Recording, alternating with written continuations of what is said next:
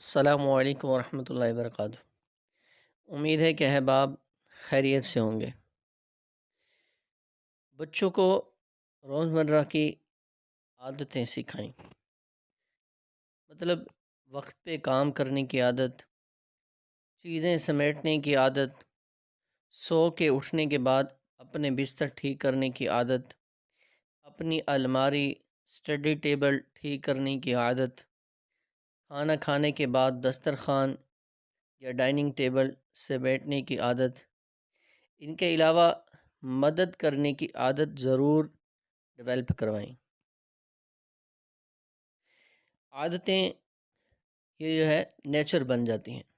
اچھے بچے بنانے کے لیے ضرورت ہے کہ ہم اچھے والدین بنیں، اور ریسرچ یہ بتاتی ہے کہ والدین کی عادتیں 65% چپ کر کے بچوں میں چلی جاتی ہیں، خواہ وہ اچھی ہوں یا بری۔ آپ کے طور طریقے، انداز، ملنے جلنے کے اطوار، بات چیت کا انداز جو بڑوں میں ہے وہ بچوں میں چلا جاتا ہے۔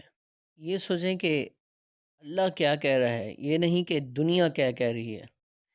آپ کا برتن خالی ہے تو بچے کا بھی رہے گا، اس لیے ضروری ہے کہ بچوں کے لیے رول ماڈل بن جائیں، بچوں کے لیے مثال بن جائیں۔ جو بچوں میں عادتیں دیکھنا چاہتے ہیں وہ کر کے دکھائیں، وہ خوبیاں اپنے اندر پہلے پیدا کریں جو آپ بچوں میں دیکھنا چاہتے ہیں۔ مثلا آپ بچے میں سخاوت پیدا کرنا چاہتے ہیں تو پہلے خود سخی بنیں، تاکہ بچہ یہ کہہ سکے کہ اس کے والدین کتنے سخی ہیں۔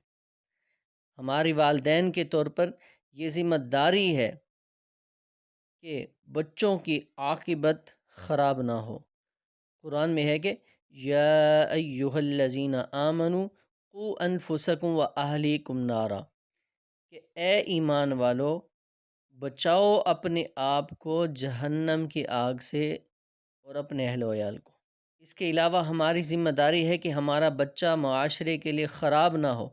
اس کے علاوہ یہ کہ ہمارا بچہ خوددار ہو، خود انحصار ہو، کسی کا محتاج نہ ہو، اس میں اچھے اخلاق ہوں، اور ہمارا بچہ اس قابل ہو کہ وہ زندگی کے مسئلوں کو خود حل کر سکے، رشتوں کو نبھا سکے۔